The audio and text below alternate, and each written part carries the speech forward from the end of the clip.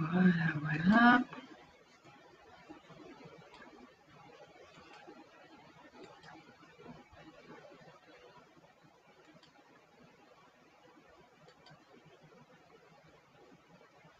Bonsoir à tous et à toutes. Je vais attendre un petit peu que vous vous connectiez. Voilà, bonsoir Chantal, bonsoir Diana, bonsoir Ginny. Voilà, je vois que vous êtes déjà là. Alors ce soir, ça va être, bonsoir Geneviève, ça va être un sujet très complexe que je vais aborder assez largement parce que j'en ai déjà parlé dans d'autres vidéos. Ça va être comment mieux vivre son quotidien, dans le sens où on peut améliorer son quotidien par différentes manières, qui n'est pas nécessairement un changement de situation, mais juste par le fait d'avoir une compréhension plus exacte et plus précise de ce qu'on considère nous comme étant bien, pas bien, et puis notre réaction face à ce bien et pas bien. Voilà, alors bonjour tout le monde, bonsoir tout le monde. J'espère que ça va pas être une vidéo trop longue, comme ça je vous laisserai voir la belle éclipse de lune qui est une des plus longues du siècle, hein. Comme ça, si vous avez un ciel dégagé et que vous pouvez l'apercevoir. Donc, j'espère terminer vers 9h30 parce que c'est à cette heure-là que ça commence. Si je vois qu'il y a beaucoup de questions d'interrogation, je ferai peut-être une deuxième vidéo sur le même thème ou alors je ferai plutôt une soirée de questions-réponses pour répondre plus précisément à vos questions ou à ce qui vous intéresse plus particulièrement. Donc, comment mieux vivre son quotidien? On va commencer tout simplement par la simple question, qu'est-ce qui m'empêche de bien vivre ce quotidien? La première chose qui nous vient à l'esprit, c'est les problèmes. J'ai des problèmes. Ça peut être des problèmes de santé, ça peut être des problèmes de couple, de travail, ça peut être des problèmes de climat, ça peut être des problèmes de toutes sortes. Puis, il y a derrière cette question-là encore une autre question qu'on pourrait dire, mais qui engendre ce problème exactement? Qui fait que cette situation est un problème? Alors, la première réponse, évidemment, ça va toujours être les autres. Hein, c'est pas moi, c'est à cause de, c'est parce que à l'extérieur il se passe ça, parce que voilà. On peut mettre un degré plus, mais qui juge cette situation-là problématique? Tout le monde va dire moi. Oui, mais c'est qui ce moi? C'est qui du moi qui qualifie une situation de problématique? C'est le moi, mon ego, c'est moi, mon mental, ou c'est moi plus profondément, mon âme? Alors, je sais que pour certains d'entre vous, ce n'est pas facile de faire la différence entre l'ego, le mental et le moi. Donc, pour ceux qui me suivent, ils ont déjà une idée un peu plus précise parce que j'en parle assez souvent. L'ego, pour moi, donc tout ce que je dis ici dans mes vidéos, évidemment, ce sont des avis personnels, c'est ce que je pense, moi, les conclusions que j'ai tirées qui me correspondent. C'est évidemment à vous, chacun, de dire oui, ça c'est, je comprends, ça me correspond, c'est bien ça, ou non, je suis pas d'accord, je prends pas cette partie-là parce que je la comprends pas, ça vibre pas, ça n'est pas pour moi. Il n'y a absolument aucun problème. Moi, je transmets des informations, vous faites ce que vous voulez avec. Pour moi, la compréhension, en fait, est un premier pas pour pouvoir aller plus loin sur le travail en soi.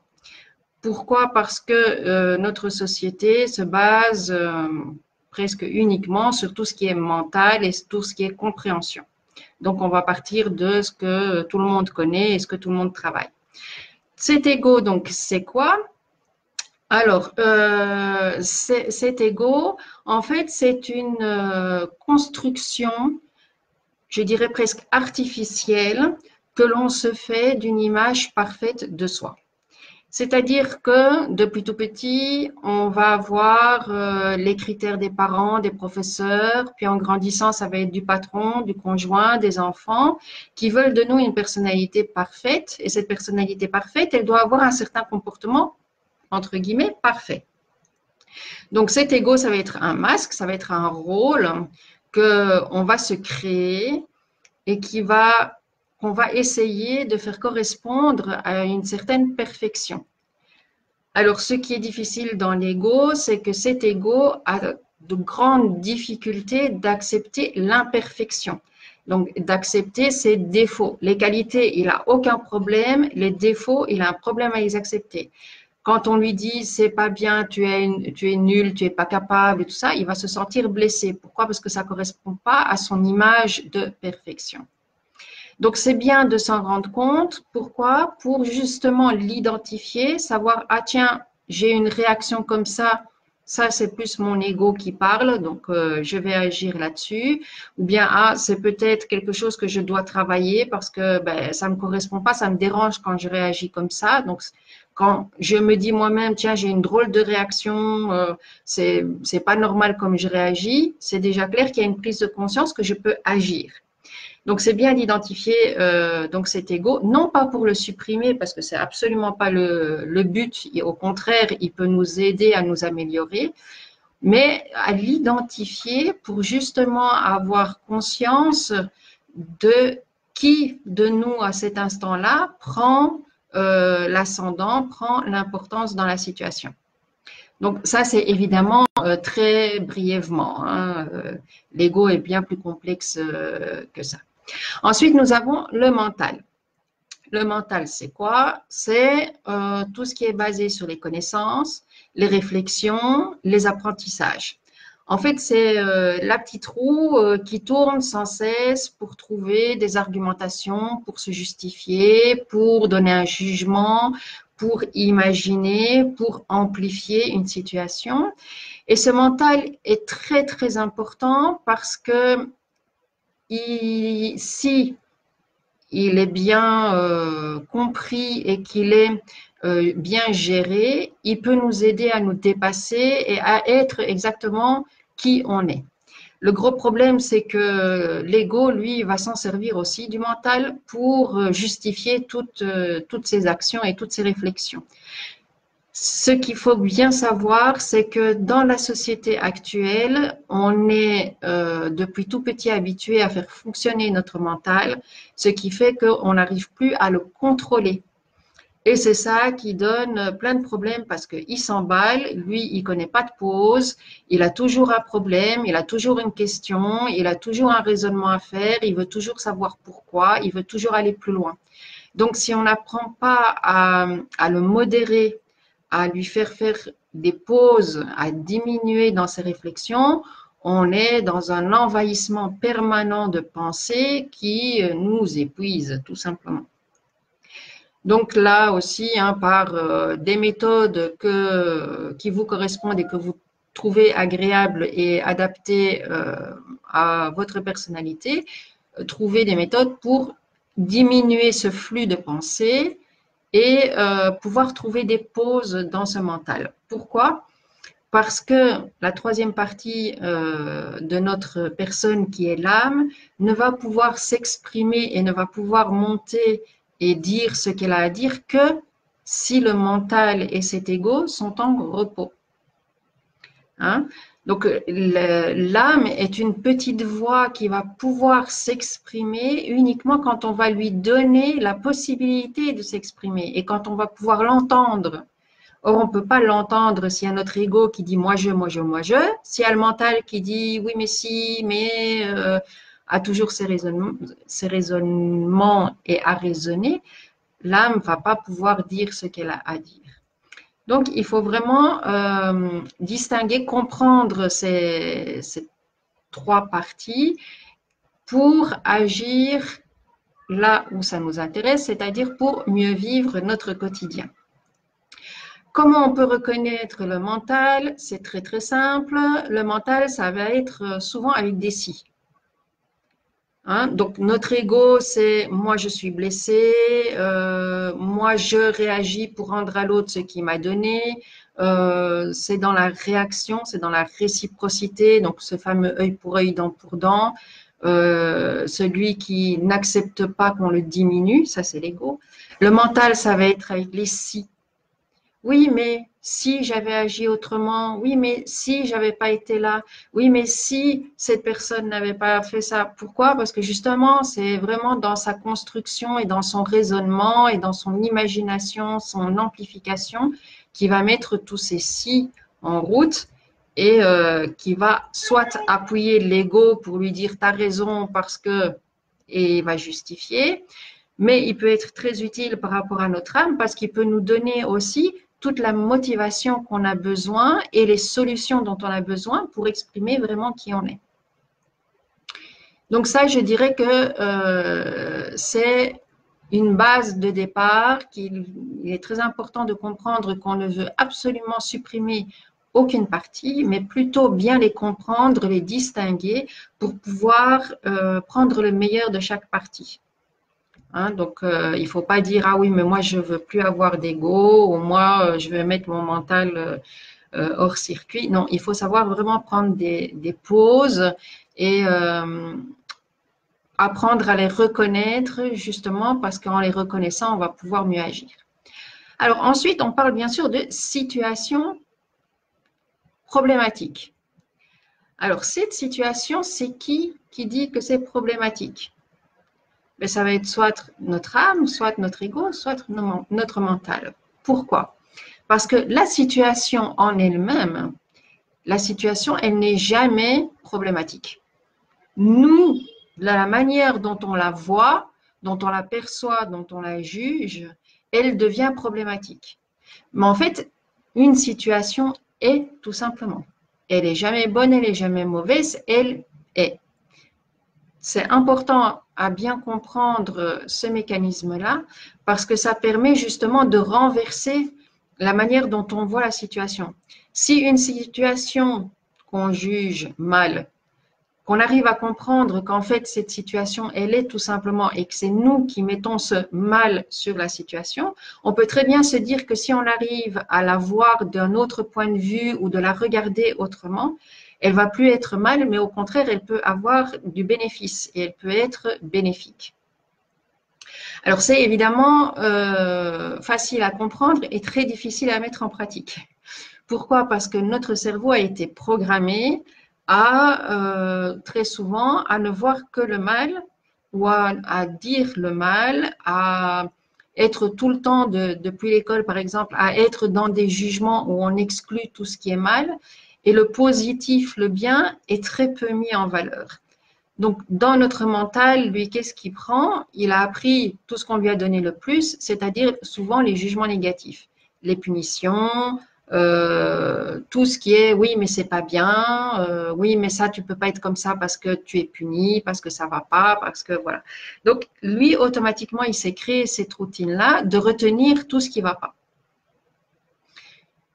C'est un exercice qui demande un peu de temps. Donc, des experts disent que ça dure à peu près une quinzaine de jours pour pouvoir reprogrammer son cerveau. Qu'est-ce que ça veut dire? C'est-à-dire de transformer tout ce qui est négatif et qu'on reçoit comme négatif, de le transformer en positif afin qu'il ne s'imprime plus en nous en étant négatif. Ça, je verrai plus loin dans la vidéo comment on peut faire ce genre de choses.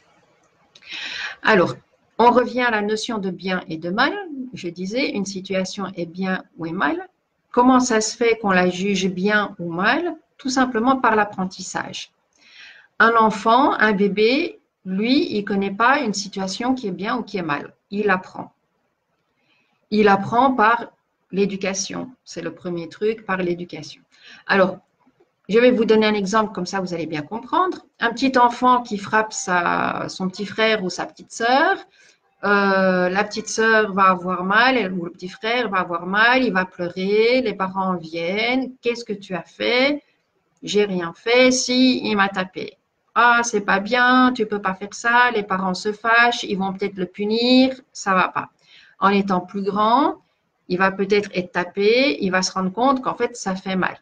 Donc, il va associer au fait de taper que, un, ça met ses parents en colère, que deux, il va être puni et qu'en plus, ça risque de faire mal. Donc, il va juger que le fait de taper, c'est quelque chose de mal. Maintenant, il ne sait pas si tous les gestes violents vont faire mal. Il y a peut-être des gestes qu'on peut faire semblant et qui font pas mal. Ça, pour le moment, il ne le sait pas encore quand il est petit. Mais il va associer son vécu, son apprentissage à ce que quand il verra quelqu'un qui frappe quelqu'un d'autre ou quand quelqu'un va vouloir le frapper ou quand lui va vouloir le frapper, il va se dire attention, c'est mal parce que je vais être puni, parce que ça a mis mes parents en colère, parce que j'ai aussi été frappé et ça fait mal. Malheureusement, c'est pas aussi simple que ça. Ça se gâte. Ça se gâte quand? Ça se gâte quand il va voir, par exemple, à la télévision ou quand il va voir dans la famille des disputes qui peuvent arriver avec une violence. Et là, ça va, pour lui, commencer à faire trotter son mental, même s'il il est très jeune. Pourquoi? Parce qu'il va dire, tiens, on m'apprend quelque chose.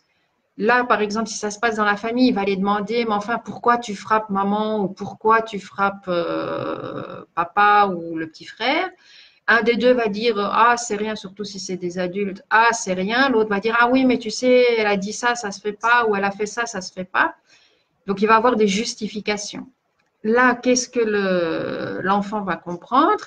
Il va se dire, bon, donc, en général, c'est mal, sauf s'il y a une justification, sauf dans certains cas. Hein, quand il va avoir, si l'autre me frappe, que moi je réponds, si l'autre m'a énervé, j'ai peut-être la permission de frapper. Cet ego qui est en formation va très bien retenir ça, le mental, il va très bien retenir ça. Pourquoi? Parce que ça va être de la justification pour ses actes, tout simplement. Donc, à un certain moment, il va se rendre compte que ben, si j'ai une bonne raison, je peux taper puisque c'est ce qu'on m'a dit. Il ne connaît pas encore les conséquences plus loin. Ça, c'est de nouveau de l'apprentissage. Quand il va grandir, ah, il va voir, oui, mais s'il a des discussions ou qu'il a une famille qui est plus ou moins ouverte et qui va discuter, oui, mais tu sais, si tu frappes trop fort, tu risques d'aller en prison. La prison, c'est telle condition, c'est difficile. Voilà. Donc tout ça, en fait, c'est pour vous dire que d'un simple apprentissage, il va en découler toute une construction mentale de personnalité et de réaction qui va s'ancrer dans sa personne et qui va plus ou moins développer. On comprend aussi pourquoi on est dans une société où il y a tellement de violence. Pourquoi? Parce que tout ce négatif est mis en valeur. Hein, on voit la violence à la télévision tous les jours, dans les films, dans les dessins animés, à toutes les sauces, sans expliquer que c'est oui, mais ça n'existe pas, c'est de la fiction. Oui, mais attention, derrière cette violence, il y a des répercussions qui peuvent être très graves. Donc lui, tout ça, c'est abstrait, il ne le sait pas, il ne l'a pas appris. Donc, il peut avoir une partie de son ego qui va prendre le dessus et qui va devenir violent. Je dis bien, il peut, ça n'est pas une obligation, mais il peut. Il va avoir d'autres personnes qui auront cette réflexion un peu plus approfondie et qui vont dire, OK, moi je ne veux pas parce que justement j'ai peur. Il y a la peur de qui va être au-dessus et cette peur va le retenir dans cette violence, par exemple. Ici, c'est un exemple, je ne vais pas prendre cet exemple-là dans tous ses détails, ce serait bien trop long et ce n'est pas vraiment le but de la vidéo ni le sujet de la vidéo, c'est juste pour que vous compreniez comment les apprentissages ont un rôle très important dans la construction mentale, dans la personnalité et dans la façon dont on réagit. Pour prendre cet exemple-là de bien et de mal, je vais vous donner un autre exemple pour montrer aussi comme quoi on juge assez vite et c'est bien dommage.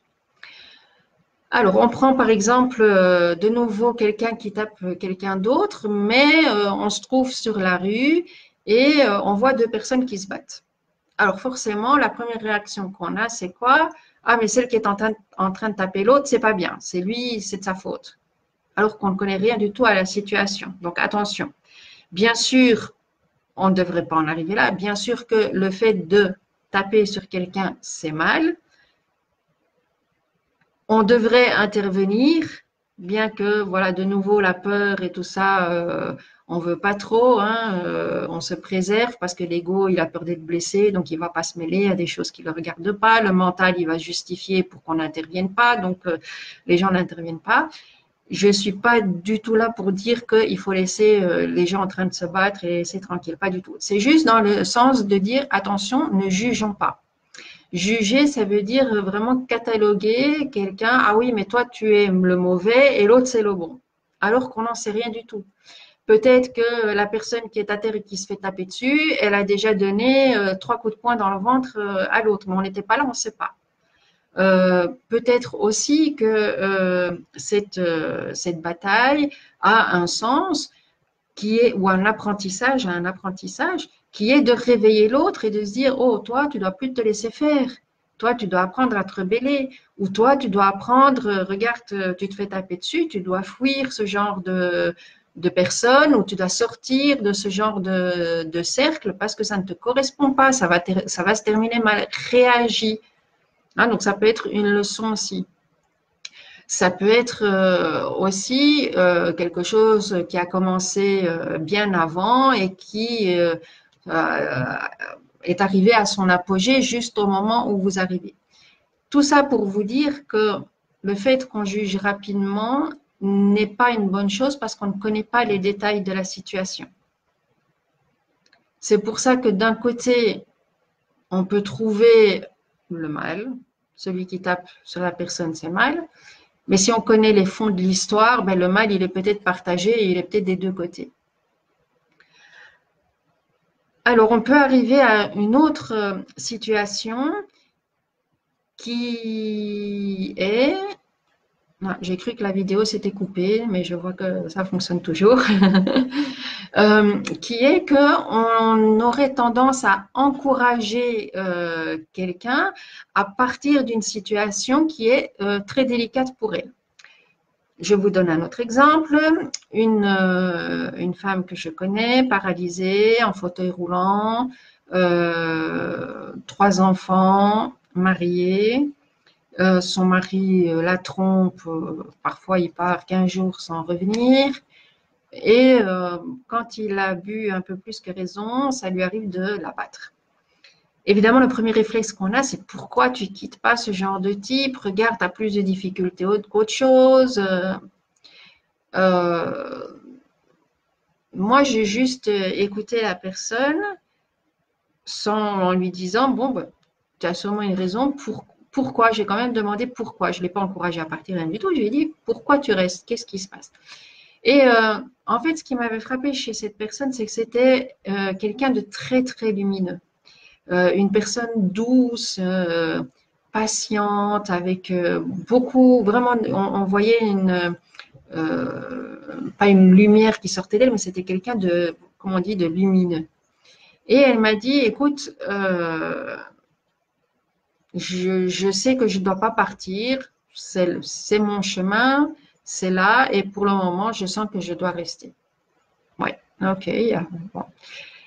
En écoutant et en connaissant mieux la personne, en fait, je découvre que le mal quelque part ou le bien était des deux côtés. En fait, cette personne-là profitait de son handicap pour recevoir beaucoup d'aide.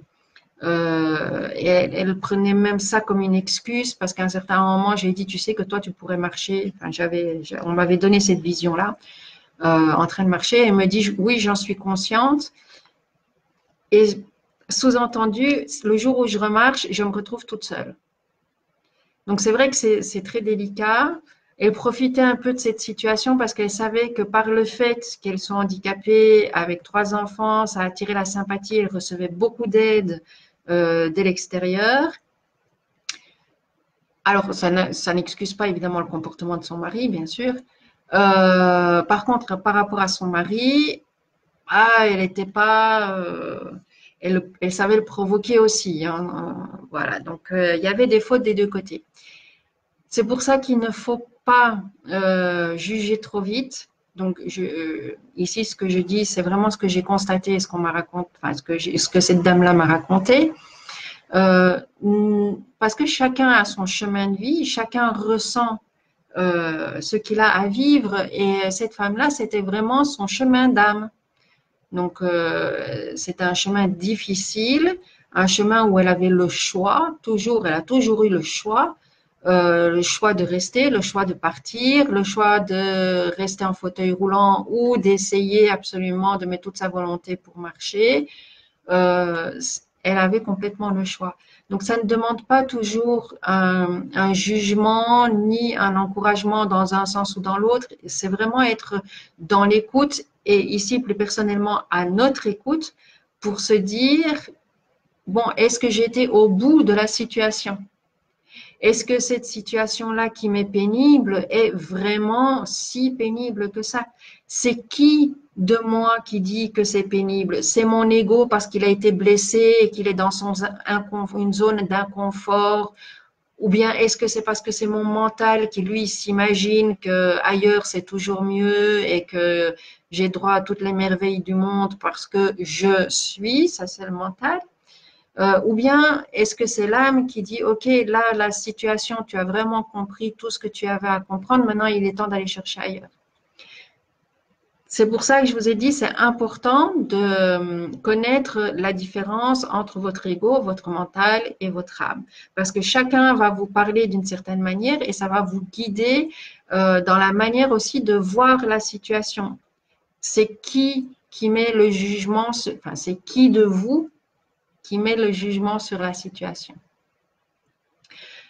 Une autre situation qui est souvent pénible, c'est la maladie. Alors la maladie, hein, on se dit souvent, ben, la maladie, on l'a subie. Donc c'est pas, j'ai pas le choix. Hein, c'est pas quelque chose de bien ou de mal. Une maladie, c'est mal, hein, ça nous rend faibles. Quelqu'un qui est malade, il va pas dire chouette, je suis malade.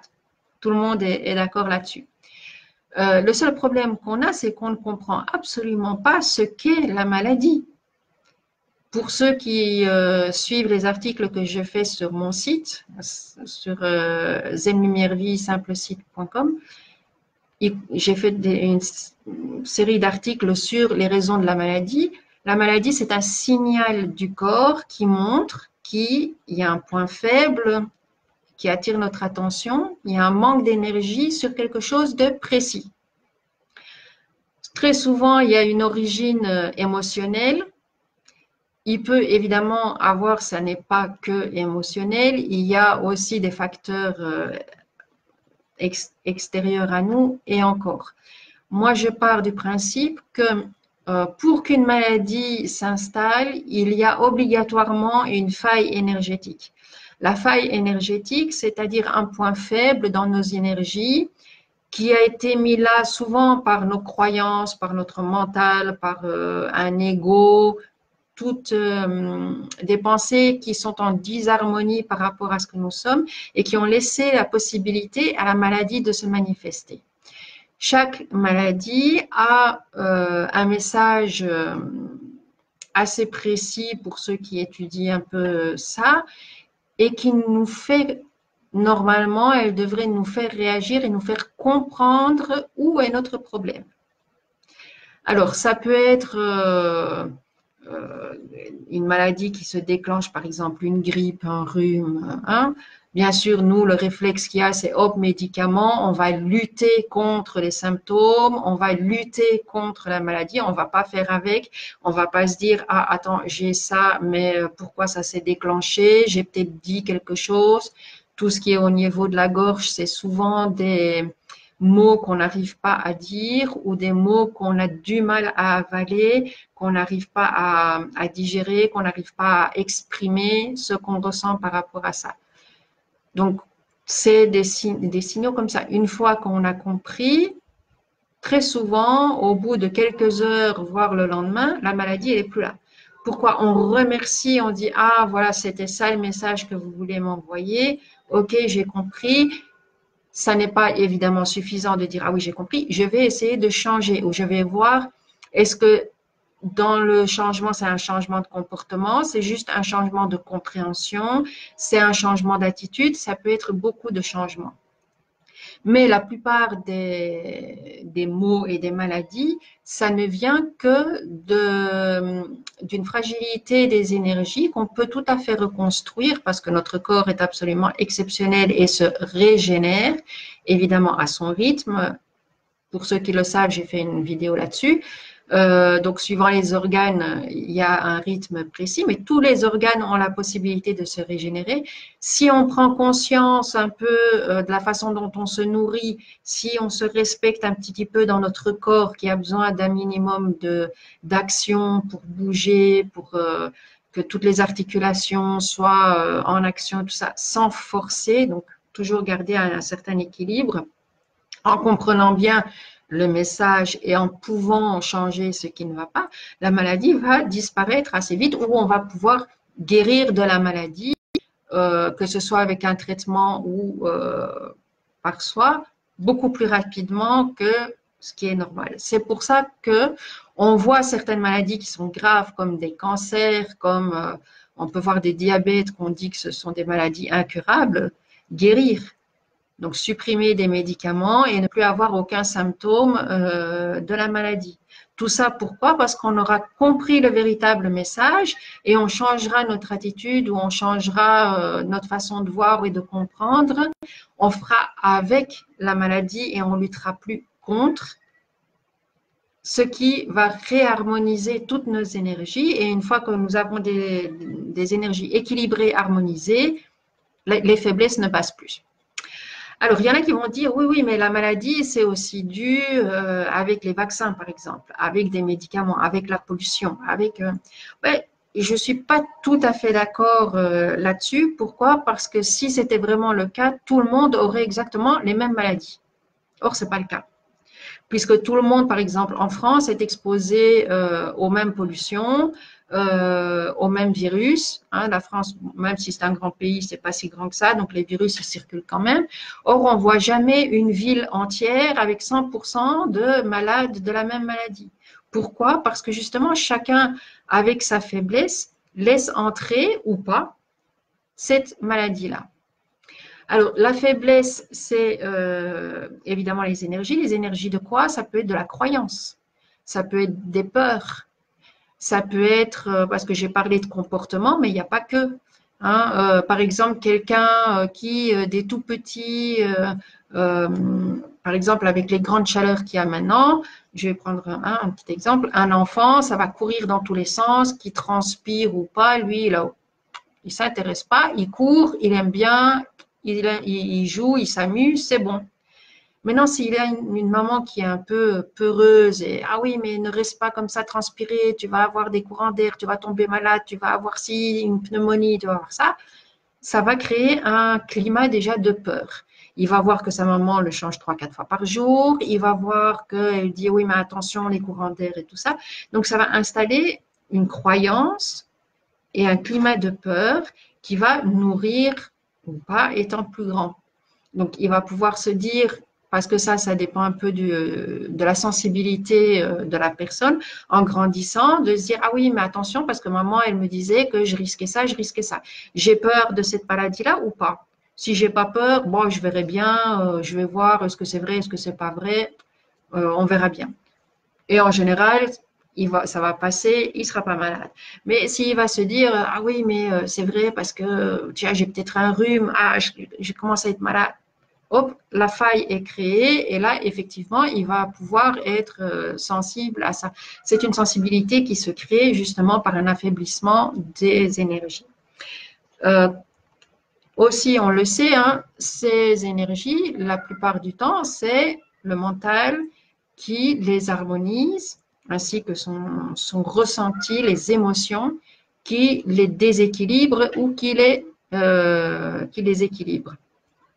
Donc, les croyances, si on a peur aussi, la peur est très puissante dans les énergies. Pourquoi? Parce qu'elle va nourrir. Avec le mental, ils vont nourrir la peur, ils vont amplifier les symptômes, ils vont amplifier la maladie et ça devient des maladies beaucoup plus difficiles à être tolérées et à être gérées par l'organisme. Ça, c'est donc par rapport à la maladie. Alors, la maladie, il y a aussi évidemment un travail de l'ego à faire. Pourquoi? Parce que l'ego et la maladie, ça fait pas bon ménage. Pourquoi? Tout simplement parce que pour l'ego, la maladie, c'est une faiblesse. Et lui, il n'est pas faible, lui, il est parfait. C'est lui qui va avoir la première réaction de se dire, une maladie, c'est embêtant, ça m'embête, je dois lutter contre. Et on le sait très bien que le fait de lutter contre ne va faire que aggraver le problème. Alors que si on fait avec, on accepte ce qui nous arrive, pas en tant, je répète, pas dire chouette, j'ai mal, c'est bien, non, pas du tout ça, mais en se disant, ok, j'ai mal, j'accepte ce mal parce que c'est un message, parce que je dois apprendre quelque chose, parce que je dois changer quelque chose. Ça peut être un changement alimentaire, mais qui, par la volonté et le fait qu'on va changer son option par rapport à l'alimentation, peut supprimer les symptômes que ça nous donne. Donc, voilà de nouveau aussi euh, la partie de l'ego qui va travailler, la partie du mental qu'il faudra contrôler pour qu'il n'alimente pas cet ego et plutôt qu'il trouve, je dirais, une construction de motivation dans l'autre sens. Pas pour dire que il faut plus que je sois malade parce que ça m'handicape, mais plutôt dans le sens de dire je découvre ce que cette maladie avait à me dire. Prenons le cas par exemple d'un diabète. C'est vrai que ça va passer par l'alimentation. Hein. Quelqu'un de diabétique sait très bien qu'il doit diminuer ses apports en sucre. Mais en allant plus loin que ça, on découvre aussi que le sucre et tout ce qui est sucré en général, c'est pour combler un manque émotionnel. C'est parce qu'on a besoin de bien-être. C'est parce qu'on a un manque d'affection ou affectif. Hein, c'est reconnu que des personnes qui sont en rupture, qui sont en dépression, ils vont manger plus de sucreries que quelqu'un qui est bien et qui n'a aucun manque sentimental.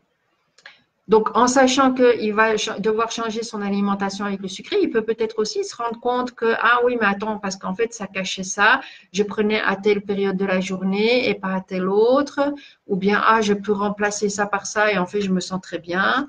Et il va avoir tout un changement aussi mental qu'on peut faire en accentuant l'attention sur le bien-être que ce changement nous apporte plutôt que, ah oui, mais j'étais désespérée, j'étais en dépression, j'étais seule, j'étais... On peut aussi prendre l'exemple de personnes très handicapées, par exemple Stephen Hawkins, hein, qui était complètement paralysé à cause d'une maladie qui avait atteint tous ses muscles, qui se savait absolument dépendant physiquement des gens qui l'entouraient et qui pourtant, par son travail mental et par son travail intérieur de l'âme, a continuer son travail extraordinaire sur tout ce qui est l'astrophysique et cette capacité à rendre plus compréhensible l'astrophysique au grand public. Alors que, je ne sais pas si vous savez, il a été marié plusieurs fois, il a été battu par sa première femme, qui a même essayé de le noyer. Donc, il a passé par de grands moments, mais il ne s'est jamais apitoyé sur son sort. Au contraire, il a accepté la maladie et le fait d'accepter, il s'est adapté. Donc, c'est ça aussi que peu importe ce qu'on a, on a une incroyable capacité d'adaptation. Parfois, la maladie, elle nous bloque complètement. Ça peut être un accident très grave qui nous met dans voilà, un coma ou une paralysie ou un cancer où on ne peut plus rien faire, on est complètement dépendant des autres. Pour beaucoup, c'est très difficile parce que justement, c'est être dépendant des autres. Or, c'est justement ce que la maladie, elle veut vous dire et c'est le signal. Apprends à faire confiance aux autres. Peut-être que tu veux trop contrôler et que tu veux trop que le monde soit comme toi tu le veux. Et là, tu vas trop loin. C'est pas ça ton chemin. Donc, on te donne cette maladie-là pour que tu arrêtes, que tu sois obligé je dirais, de te replier sur toi-même, de te retourner en toi-même pour voir qu'est-ce qui t'a mené là et ce qui ne va pas. Hein, c'est clair que quand on arrive à un accident très grave, à une maladie très grave comme celle-là, c'est clair qu'il y a une grande rupture intérieure. Très souvent, ce sont des gens qui veulent absolument faire comme tout le monde ou avoir comme tout le monde. Ah oui, mais moi, je veux avoir un travail comme tout le monde. Moi, je veux avoir une famille comme tout le monde. Moi, je veux avoir des parents comme tout le monde. Et ce tout le monde, ils se l'ont imaginé comme étant il n'y a pas de problème, il n'y a que moi qui ai des problèmes, il n'y a que moi qui suis malade, il n'y a que moi qui ne trouve pas de boulot. Donc, c'est souvent une dévalorisation de soi complète en magnifiant ce qu'il y a autour d'eux, alors qu'autour d'eux, c'est absolument catastrophique aussi. Donc, moi, personnellement, je ne connais absolument aucun couple qui n'a pas eu des disputes ou des moments difficiles. Il y en a toujours eu. Juste que l'attitude des gens dans la crise ou par rapport à l'autre est différente. Il y en a qui vont accepter, il y en a qui ne vont pas du tout accepter et qui vont partir. Donc voilà, c'est une grande remise en question et c'est apprendre à se découvrir et à s'adapter. Hein, donc, c'est pas à vouloir, oui, mais moi j'étais comme ça, je veux retrouver ma forme d'avant. Ben, peut-être que c'était pas ton bon chemin comme tu étais. J'ai connu quelqu'un aussi qui a forcé son organisme dans une certaine direction qui n'était pas la sienne.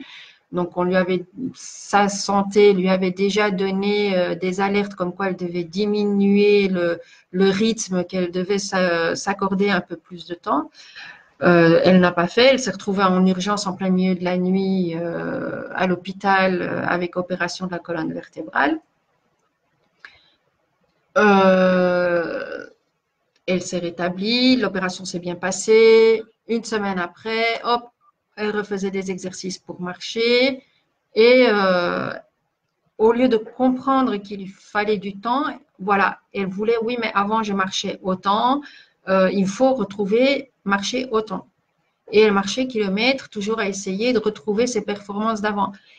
Pour le moment, ça va, ça fonctionne, elle arrive à marcher, juste qu'elle n'a pas appris la leçon et à un certain moment, elle va se retrouver exactement avec les mêmes problèmes. Donc, c'est ça. Si vous avez comme ça une grande secousse qui est faite pour vous remettre en question et que vous ne vous remettez pas en question, que vous retombez dans ce que vous étiez avant, il ne faut pas s'étonner que quelque chose de plus grave vous arrive et d'être encore plus handicapant que ça. Pourquoi? Parce que ben, la vie est comme elle est. Tant que vous n'avez pas appris une leçon, on va vous remettre les épreuves pour que vous appreniez ce que vous devez apprendre. Donc, autant dire que si on a un problème, c'est bien d'y réfléchir. Qui Donc, est-ce que déjà c'est vraiment un problème ou bien c'est moi qui m'imagine que c'est un problème?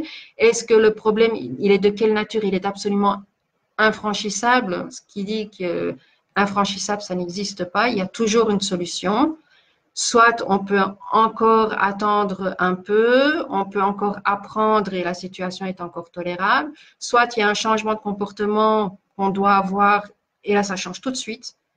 Donc ça, j'ai déjà eu aussi plusieurs cas comme ça où la personne devait absolument changer dans sa compréhension de la situation, comprendre que ce n'était pas elle nécessairement qui était visée, mais que c'était plutôt l'extériorisation du mal-être de l'autre.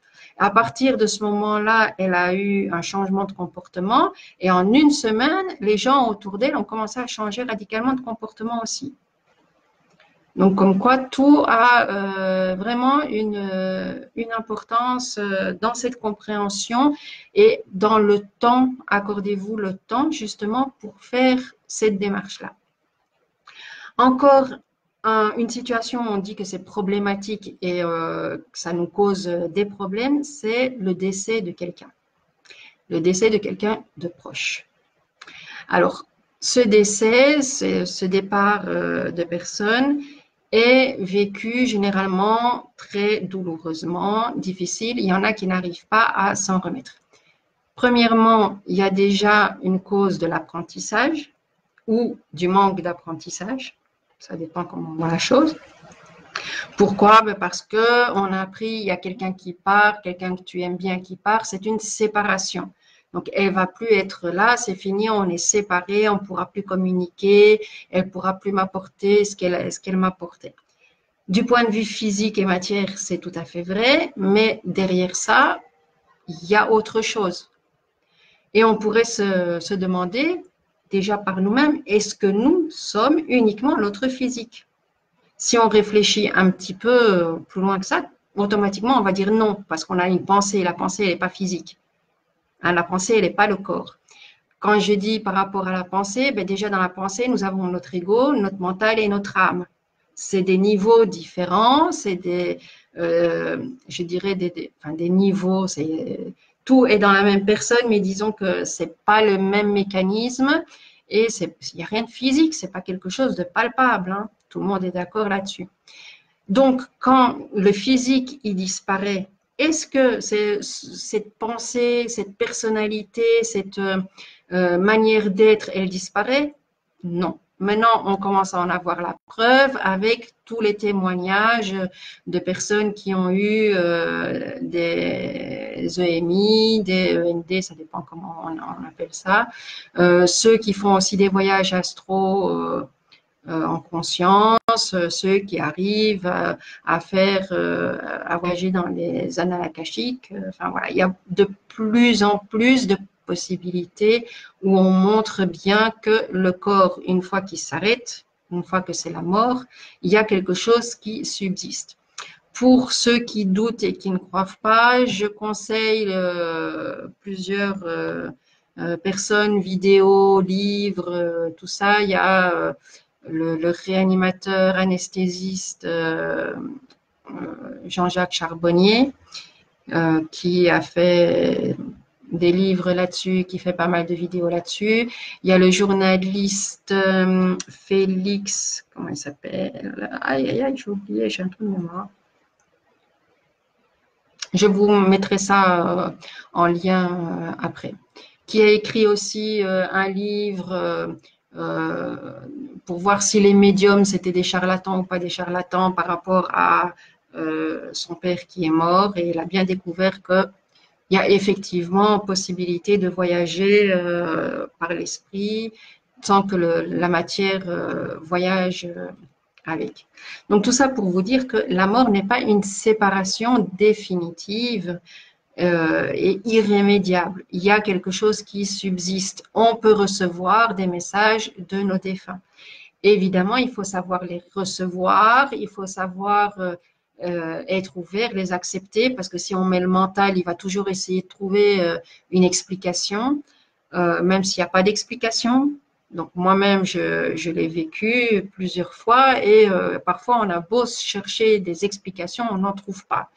Il y a aucune science, aucun phénomène qui pourrait expliquer telle chose bien précise. Donc, à un certain moment, il faut bien admettre qu'il y a autre chose qui existe. Donc, une fois qu'on a compris que la mort n'est pas définitive, n'est pas quelque chose, ça y est, c'est le néant, il n'y a plus rien après, on peut changer notre perception du départ de quelqu'un. On peut faire également la démarche de se dire, mais c'est qui pleure ce défunt? C'est pas parce que cette personne est partie que je suis triste. En fait, je suis triste sur moi-même parce que, et c'est là qu'on va trouver les réponses, bien sûr, l'ego, il aura difficile à admettre, mais parce que j'ai cru qu'il me manquait quelque chose et que ce manque, je l'ai mis sur cette personne-là, qui maintenant est partie, donc elle me manque. Bien sûr, il y a la tristesse, bien sûr, il y a le manque physique. Je nie absolument pas ça. Je veux dire juste que après une certaine période d'adaptation, on passe au-dessus de cette tristesse et au-dessus de ce manque justement par la compréhension de ce que représente exactement la tristesse que j'éprouve. Je vais peut-être vous choquer, mais j'ai eu plusieurs décès dans ma famille, dont mon père, mon grand-père, mon beau-père, on était assez proches. Et je n'ai pas ressenti cette tristesse. Alors, ça peut être choquant parce que autour de moi, on ne l'a absolument pas compris. Donc, moi, on m'a traité de sans cœur et de sans sentiment, alors que moi, je pressentais, je savais que c'était juste une étape et qu'après, il y avait autre chose. J'en ai d'ailleurs eu la preuve parce que mon père s'est manifesté après sa mort pendant 2 ans. Mon grand-père s'est manifesté aussi parce que c'est lui qui s'est occupé de mon père de l'autre côté.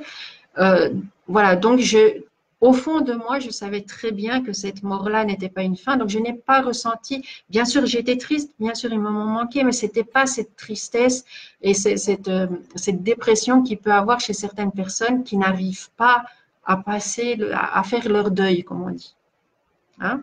Donc, la mort n'est pas un véritable problème, n'est pas une tristesse, c'est nous, par notre jugement et notre façon de prendre et de vivre cette mort, qui mettons un problème sur la situation.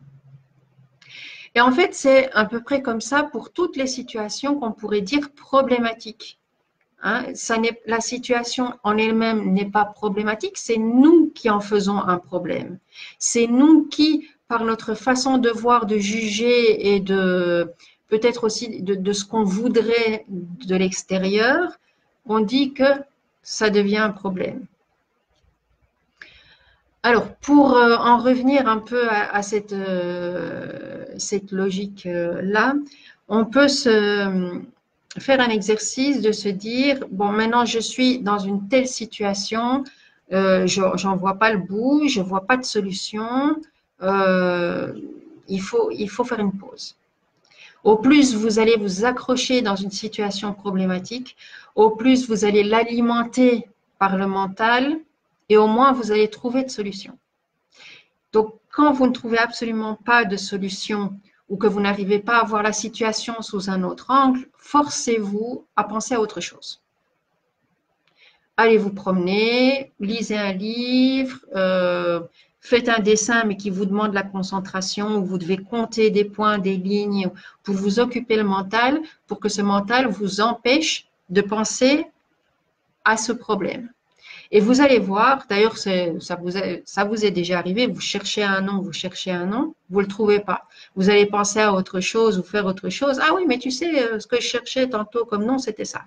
Pourquoi? Mais justement, avec la déconnexion, vous ne nourrissez plus ce, ce problème-là et du coup, la situation va apparaître sous un autre jour et votre mental va vous offrir la solution.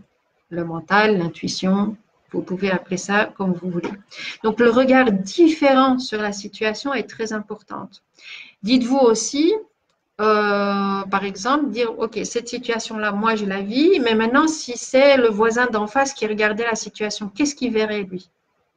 Et vous pouvez voir alors que c'est vous peut-être ou le mental qui étiez en train d'échafauder tout un scénario qui en fait n'existait pas. C'est juste l'imaginaire qui a construit d'un simple fait ou d'un simple obstacle qui suffisait peut-être d'ignorer une montagne qui pour vous est devenue catastrophique. Donc posez-vous bien cette question-là, de ne pas être trop rigide, de ne pas vous accrocher à un problème qui demande peut-être simplement un peu de recul et de laisser aller. Je crois que c'était le Dalai Lama qui disait « Un problème n'est jamais un problème, sinon vous allez en trouver une solution et s'il n'y a pas de solution, c'est qu'il ne vous est pas adressé, laissez-le et il va se résoudre tout seul. » Donc c'est aussi une manière de ça. Est-ce que ce problème-là m'est vraiment adressé? Est-ce que c'est à moi à le résoudre? Peut-être pas. Peut-être que vous êtes dedans, que vous êtes une partie de ce problème pour apprendre quelque chose à quelqu'un d'autre. Donc peut-être que ça n'est pas à vous à trouver la solution ni à le résoudre, mais à la tierce personne, à votre enfant, à votre papa, à votre maman, à votre conjoint, de gérer cette situation-là. Donc il ne faut pas toujours non plus vouloir dire je veux résoudre tous les problèmes du monde. Pas du tout. Ça aussi, c'est savoir se mettre des limites. Parce que maintenant, à l'âge actuel où il y en a qui veulent des changements et beaucoup de changements positifs et que tout le monde soit un peu meilleur, on a tendance à prendre beaucoup trop sur soi. Quand je dis prendre trop sur soi, c'est-à-dire que on voudrait résoudre tous les problèmes du monde. Et ça, c'est pas évidemment, c'est pas possible. Hein. c'est pas possible de vouloir tout résoudre. Pourquoi? Parce qu'on est tous différents, on a chacun un vécu différent, on a chacun des leçons à apprendre. Donc, on parlait de violence tout à l'heure. C'est vrai qu'on est dans un monde de plus en plus violent. On ne peut pas résoudre, nous, cette violence. Par contre, ce qu'on peut faire, c'est comprendre la violence qui nous est adressée à nous et savoir comment la gérer. C'est-à-dire que si, par exemple, j'ai mon chef qui est très nerveux et qui s'en prend toujours à moi et il m'engueule, il me rabaisse, il est jamais content. Je peux me dire, il peut être violent par les paroles qu'il lance. Hein. La violence n'est pas toujours physique, elle peut être morale, psychologique, ça peut être du harcèlement, ça peut être, voilà, toutes sortes de violences. Je peux le prendre personnellement, oui, mais c'est à moi qui s'adresse, c'est moi qui ne fais pas bien mon travail. Comme ça arrive dans la plupart des cas, on se sent visé puisque c'est à nous que ça s'adresse. Ou au contraire, se dire, oh, stop. Est-ce que moi, je fais bien mon boulot? Oui. Est-ce que je fais du mieux que je peux? Oui. Est-ce que j'ai quelque chose à me reprocher? Non. Alors, ça ne s'adresse pas à moi. En fait, ce sont ses frustrations à lui, c'est peut-être son incapacité à lui qu'il est incapable de me reconnaître et qui va projeter sur moi, tout simplement. Alors, au lieu d'essayer de justifier ou intérieurement de lui en vouloir et de lui transmettre cette énergie agressive, juste par le fait de dire, OK, mon coco, moi je t'écoute parce que je sais que c'est pas à moi que tu t'adresses et que c'est tous tes problèmes que tu essayes de résoudre comme ça. Moi, je reste, j'écoute, je dis rien, je réagis pas. Vous savez, comme ça coupe l'énergie et très souvent, cette personne-là va se calmer d'elle-même. Pourquoi? Parce que vous n'allez plus alimenter ce qu'elle cherche. Vous n'allez plus aller dans le sens où elle veut. Vous n'allez plus vous sentir blessé et réagir, soit en travaillant plus, soit en essayant de lui répondre, soit en lui disant oui, mais vous savez, en vous justifiant. Non, vous n'allez plus rien du tout. Il va se dire, mais flûte alors. Je l'engueule, je lui dis plein de choses et il n'y a aucune réaction. Et ça ne sert à rien. Pourquoi continuer s'il n'y a aucune réaction? Alors, je regarde un peu vos commentaires pour voir s'il y a des questions et puis je continue. Donc, tout à fait, nous avons une enveloppe charnelle, mais l'esprit, c'est autre chose. Exactement. Donc, ça aussi, il faut bien prendre conscience que le corps physique, c'est un outil mis à la disposition de notre véritable être, je dirais, de notre âme, de qui on est, pour accomplir notre chemin de vie, nos apprentissages, tout ce qu'on a à faire ici sur Terre. Et ça n'est pas nous entièrement. C'est un moyen, voilà, je dirais comme nous on est sur Terre, on est dans un monde duel, hein, de deux polarités, l'énergie et la matière. Et voilà, et l'être humain, c'est une très très belle combinaison des deux. Et ce qu'il faut trouver, c'est justement l'harmonie entre les deux. C'est pour ça qu'il y a autant de problèmes aussi sur Terre, parce qu'il n'y a pas l'harmonie avec les énergies de la Terre et le matériel de la Terre. Le matériel, on en détruit, on l'exploite, on ne la respecte absolument pas. Et les énergies de la Terre s'en ressentent aussi. Ce qui est, à mon sens, tout à fait normal et logique. Voilà.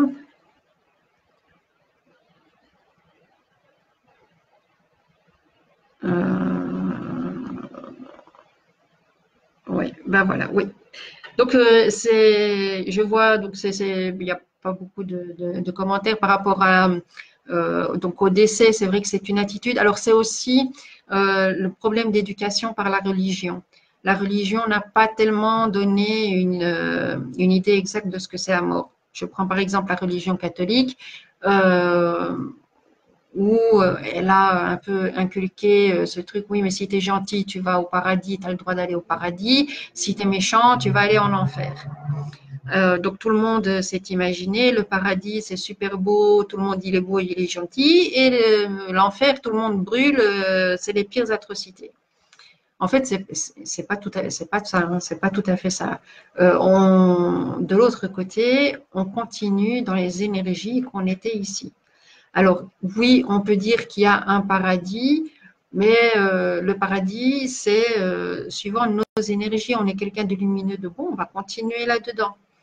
L'enfer n'est pas toujours, je vais dire, conscientisé comme un enfer.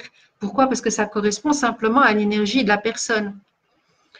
Pour ça, il y a des très très belles descriptions dans les livres de Chico Xavier, le médium brésilien. Pas tellement dans Nos Solars, Notre demeure, qui est assez connu, dans ses autres livres où il décrit bien la différence des deux mondes. Et en fait, ces deux mondes, c'est pas vraiment deux mondes, ça fait partie de ce très vaste milieu énergétique d'après la vie où chacun, suivant ses énergies, suivant ce qu'il a accompli sur Terre, continue à vivre et continue à évoluer dans cette énergie-là. C'est d'ailleurs aussi beaucoup de, on en parle moins, des personnes qui ont fait des expériences de mort imminente, tous n'ont pas vécu cet amour, cette connaissance universelle, cette extase.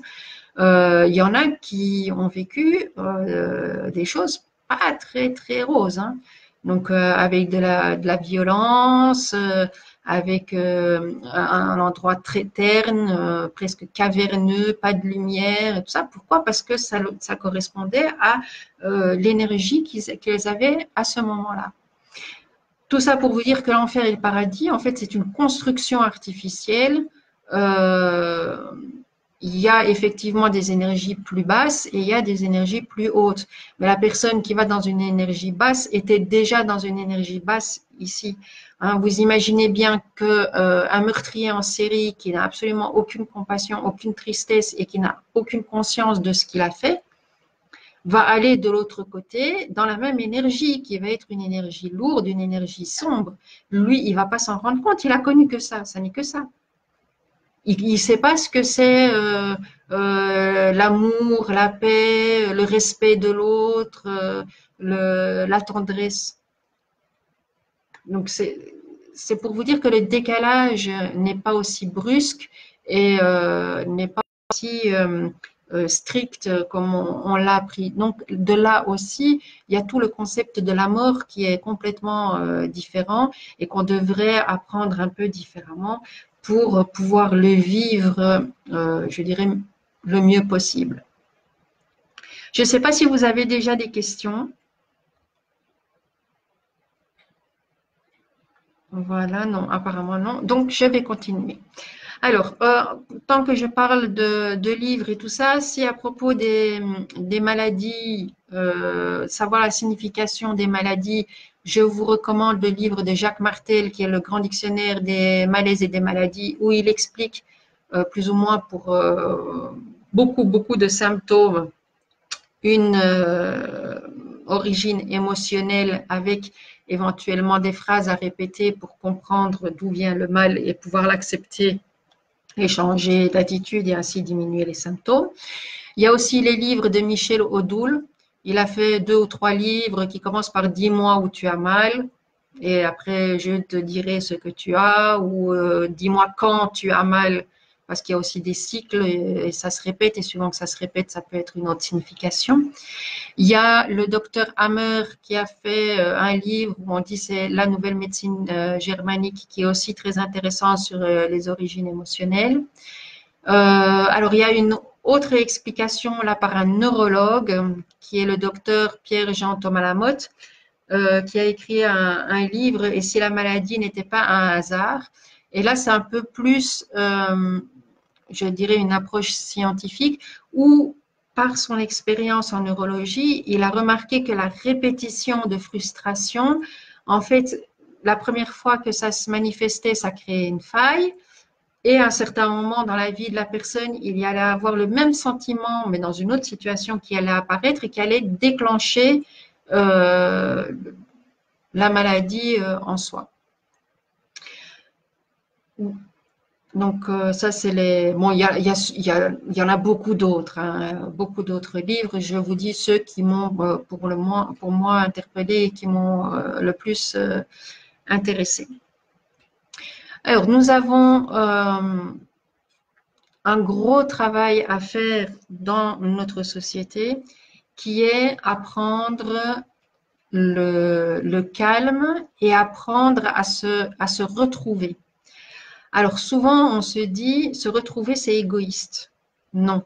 Se retrouver, c'est pas égoïste. Égoïste, c'est quand on impose à l'autre sa propre vision des choses. Là, ça devient égoïste. Mais quand on se dit, OK, là, moi, j'ai besoin de réflexion, j'ai besoin de calme, je pars et pour pouvoir penser, penser, ça ne veut pas dire mettre le petit mental en route, ça veut dire, OK, je, je peux être dans l'instant présent, par exemple. Là, maintenant, vous êtes en train de m'écouter, vous êtes en train de me suivre. On n'a absolument aucun problème. Donc, aucun d'entre vous qui me suivez, on n'a pas de problème. Pourquoi? Parce que vous êtes en train de m'écouter, vous êtes en train de faire des réflexions sur ce que je dis, vous êtes devant votre écran et tous les problèmes à côté, ils ont disparu. Quand vous êtes dans l'instant présent, ils ont disparu. C'est le mental qui va dire, attends, moi je me rappelle que, et il va tirer du passé des problèmes mais qui n'existent pas maintenant, ou qui vont créer un problème pour demain. Ah oui, mais demain, je dois faire ci, je dois. Et là, vous allez peut-être être dépassé parce que vous vous dites, ah, mais je n'aurai pas le temps de tout faire et ça devient un problème. J'ai un problème. Donc, apprenez aussi à être dans l'instant présent. Pour ça, il faut pouvoir s'accorder du temps. Et c'est quelque chose qu'on a difficile à faire. Pourquoi? Parce que la société, elle est maligne. La société, elle veut nous manipuler. Pour nous manipuler, il faut occuper les gens. Donc, on va occuper les gens par la télé, par le travail, par un travail où on ne gagne pas trop parce que sinon on serait trop à l'aise et on devrait travailler moins. Donc, par un travail qu'on gagne juste assez avec plein de produits qui sont complètement superficiels, qu'on n'en a pas besoin, mais qu'on met tellement devant nos yeux qu'on en a envie. On crée des désirs. Ces désirs, eh ben, on va essayer de les satisfaire pour certains avec des crédits, avec plein de choses, enfin au-dessus de nos possibilités, ce qui va faire qu'on va devoir travailler moins. Et en fait, on se met tout seul des propres prisons, des propres limites. Pourquoi? Parce qu'on n'a pas pris ce temps-là de réflexion sur soi en se disant, est-ce que c'est vraiment nécessaire? Est-ce que j'en ai vraiment besoin? Est-ce que ça me fait plaisir? Et si ça me fait plaisir, ça me fait plaisir pour combien de temps? Est-ce que ça vaut vraiment la peine? Quelque chose d'acheter, ça fait plaisir, bien sûr, tout à fait, mais est-ce que ça vaut la peine de se faire plaisir pour 5 minutes? Bien, est-ce que je vais attendre un peu plus et là, ça va me faire plaisir pendant une journée entière? Encore, le bonheur, le plaisir, la joie, ça n'est que intérieur. C'est de nouveau un apprentissage où on met le plaisir, le bonheur sur quelque chose ou sur quelqu'un. Mon bonheur, il va dépendre de telle personne. C'est absolument faux. Mon bonheur, il ne dépend que de moi. Moi, je décide si ça me fait plaisir ou si ça me fait pas plaisir. C'est pas l'autre qui va dire, écoute, maintenant tu dois être heureux parce que moi je suis là. Non, moi je décide que, tiens, ta présence me fait plaisir. Moi, je décide que ta présence ne me fait pas plaisir. C'est aussi une réflexion à avoir parce que ça vous permettra aussi de se dire, ah, mais maintenant, je suis bien. Il se passe absolument rien, mais je suis bien parce que j'ai décidé. Si maintenant je dis, ah, maintenant je m'ennuie, c'est pas bien, c'est parce que j'ai décidé de prendre ce moment-là présent comme quelque chose de pas bien. Vous êtes toujours le constructeur de votre vie, de vos moments. C'est pour ça que dans ce qu'on appelle la spiritualité et tout ça, on se dit, vous êtes les maîtres de votre vie. Effectivement, parce qu'il n'y a personne d'autre que vous qui construisez ce que vous vivez. C'est vous qui agissez, c'est vous qui pensez pour mettre en action vos idées, pour réaliser ce que vous avez envie. Il n'y a personne d'autre, il n'y a que vous. Ça, c'est l'excuse de l'ego qui dit, ah oui, mais moi, je ne peux pas arriver parce que celui-là, il ne me laisse pas, ou parce que je n'ai pas les possibilités, ou parce que… Non, ça c'est… J'ai peut-être pas la possibilité de le faire comme ça, mais j'ai peut-être la possibilité de le faire autrement. C'est peut-être pas le moment de voir aussi grand, mais peut-être que c'est pas le but de voir aussi grand. C'est peut-être juste le message qui doit passer.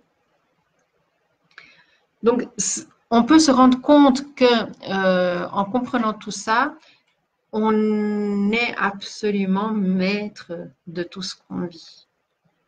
il n'y a personne d'autre que nous. Et encore, si on voit des obstacles, c'est peut-être une question d'adaptation. Hein. Donc, je connais les gens, ah oui, moi, mon rêve, c'est d'avoir une fabrique de bonbons.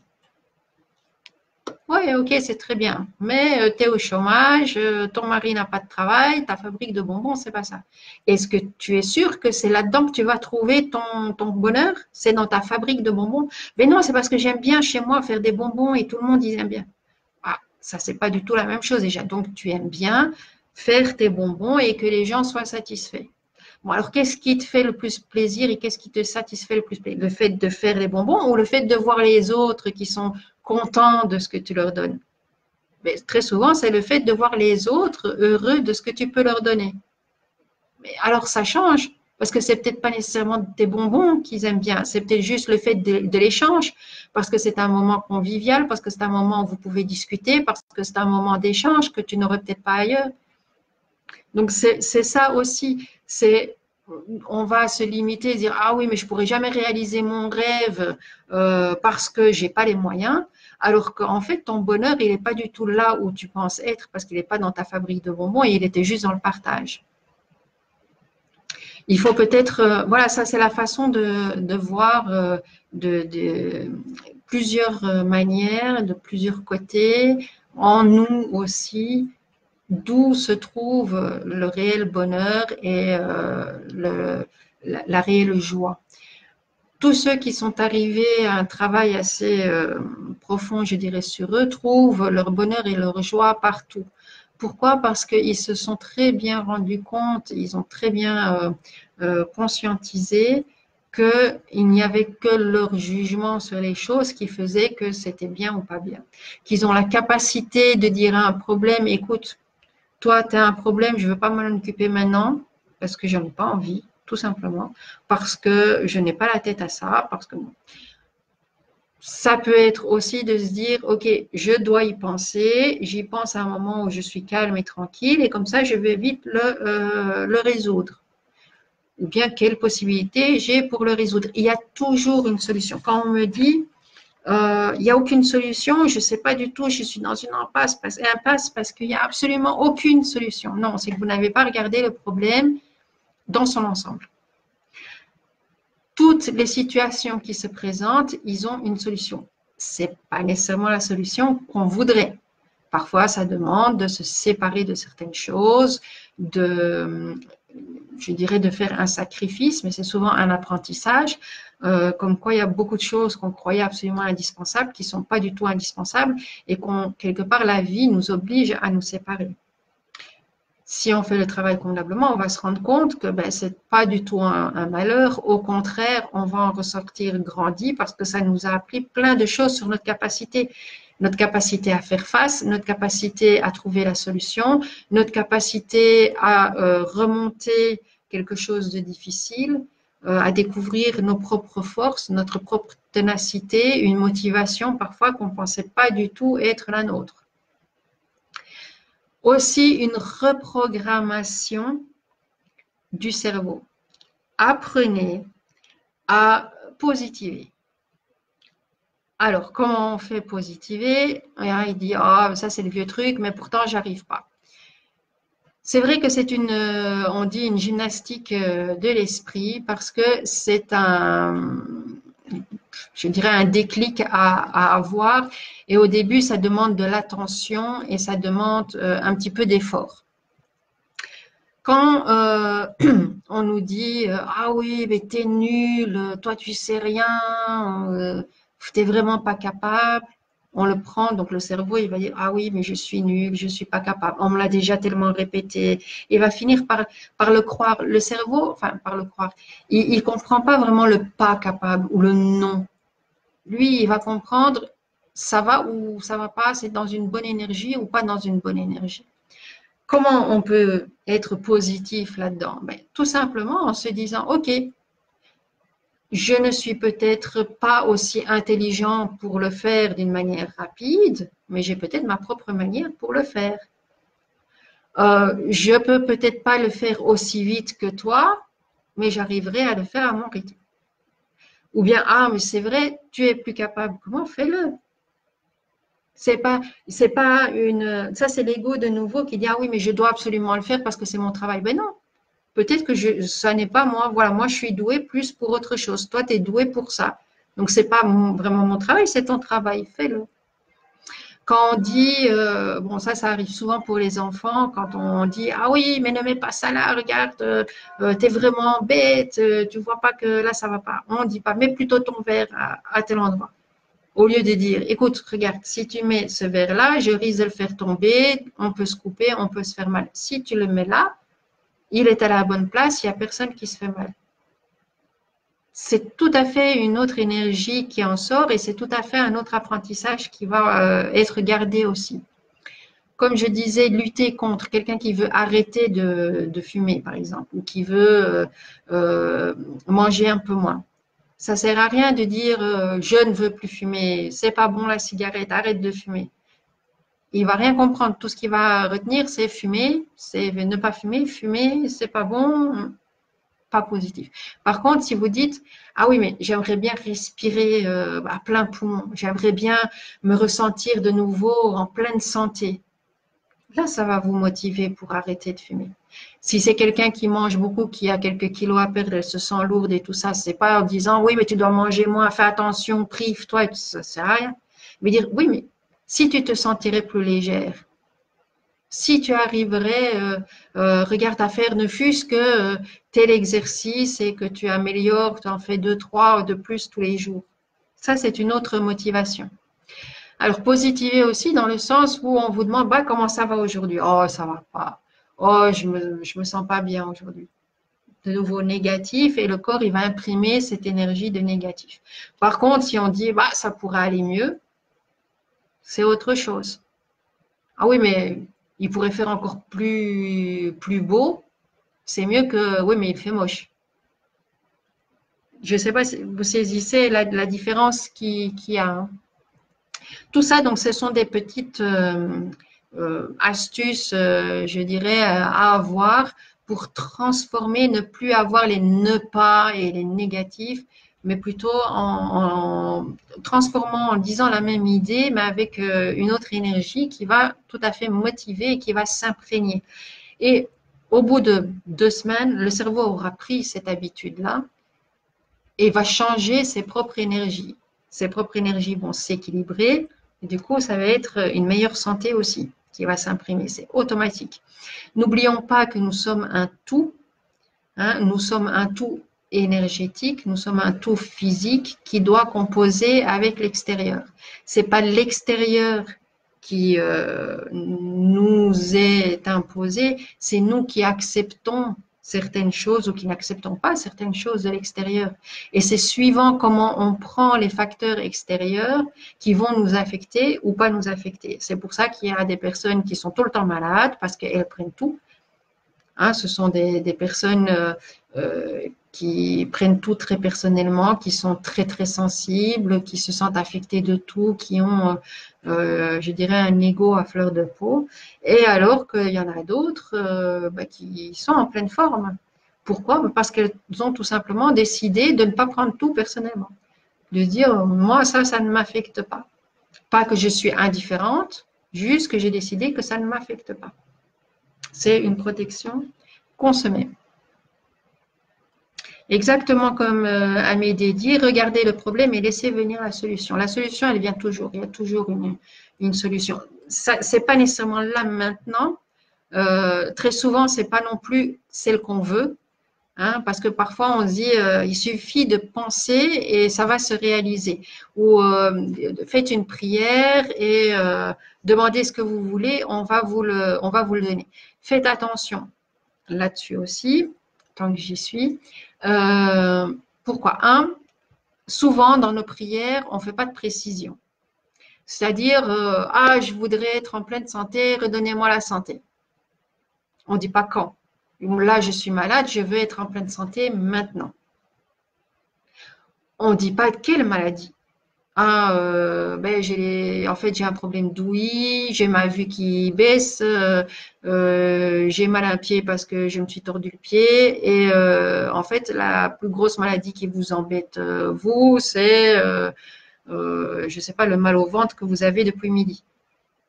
Donc souvent on est très très imprécis, donc on reçoit rien. Alors on reçoit rien non plus, nos prières ne sont pas exaucées quand on n'apprend pas ce qu'il y a derrière ce message-là. Donc, derrière cette épreuve, derrière cette maladie, qu'est-ce qu'il y a à apprendre? Si vous dites, j'ai cette maladie-là, je n'arrive pas à bout. Par exemple, un des gros problèmes là, à l'heure actuelle, c'est la fibromyalgie. On a très difficile à diagnostiquer, il n'existe aucun traitement. Pourquoi? Parce qu'il n'y a personne qui s'est penché sur les véritables origines de la fibromyalgie qui agit dans tout le corps, pas à un endroit précis. Hein, il peut y avoir plus de 11 points dans le corps qui sont atteints par des douleurs. Et les médecins n'arrivent pas à comprendre le fonctionnement. Ça a évidemment une origine émotionnelle. Et comme on ne sait pas la cibler, on ne sait rien faire avec. Alors, si vous dites, ah, je voudrais être guéri de ma fibromyalgie, que vous ne changez rien dans votre attitude, que vous n'essayez pas de comprendre vos émotions, ni les blocages qui ont été, ni les relations que vous avez avec les autres, ben, votre maladie, elle va rester là. Par contre, si vous dites, ah, si j'ai mal là, ben, c'est peut-être la relation parce que j'ai du mal à accepter ce que ma maman, elle a fait quand j'étais petite et que je garde en moi une rancune, une rancœur, une tristesse, ça crée un blocage. Est-ce que je pourrais me détacher de ça? Parce que c'est du passé, ça n'existe plus à l'heure actuelle. C'est moi qui traîne cette émotion-là, qui l'a amplifiée avec le temps parce que j'ai gardé ça en moi et qui ne veut pas m'en débarrasser. Et le corps me le signale. Ça, voilà, il y a donc tous je dirais, les traumatismes, les situations tristes, douloureuses, traumatisantes, injustes, tous, je dirais, qu'on peut qualifier de négatifs, qu'on n'est pas arrivé à exprimer, à accepter.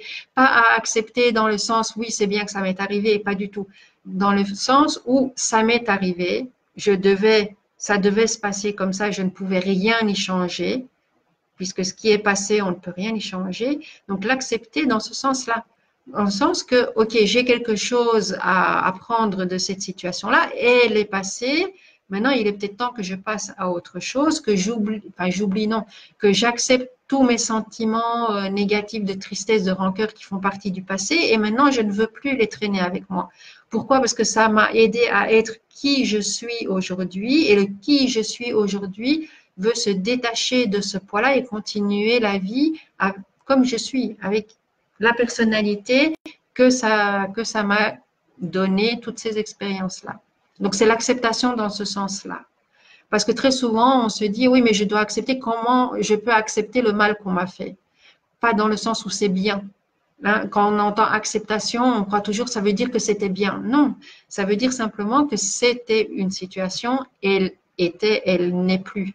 Et que c'est notre volonté qui fait qu'on la ramène toujours au présent avec toute la charge émotionnelle et que cette charge émotionnelle crée tous les blocages.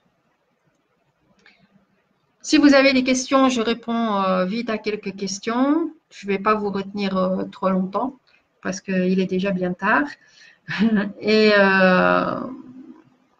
je pense qu'il n'y a pas de questions. Regardez le problème. Voilà, voilà. Je vais vous remercier pour votre présence, votre participation. N'hésitez pas à partager la vidéo si ça vous a plu, parce qu'il y a peut-être d'autres personnes que ça intéressera aussi. Cette vidéo sera disponible à partir de demain sur ma chaîne YouTube qui porte le même nom. J'ai mon site aussi avec des articles qui sont rajoutés toutes les semaines où vous avez aussi contact, vous avez des canalisations qui se rajoutent, vous avez des informations sur la lithothérapie. Ce site, c'est simplesite.com, je ne savais plus. Voilà, donc n'hésitez pas à aller faire un petit tour. Si vous avez des thèmes que vous aimeriez que j'aborde, n'hésitez pas. Pour des questions, je pense que je referai une vidéo questions-réponses le mois prochain. Donc, on pourra se retrouver à ce moment-là. De toute façon, je mets toujours une image sur mon mur pour dire quand il y aura des nouvelles vidéos. Voilà, je vous remercie à vous tous pour votre participation. Ça me fait très plaisir de vous voir à chaque fois présent. Je vous souhaite une excellente soirée, un très très bon week-end et à bientôt. Au revoir à tous.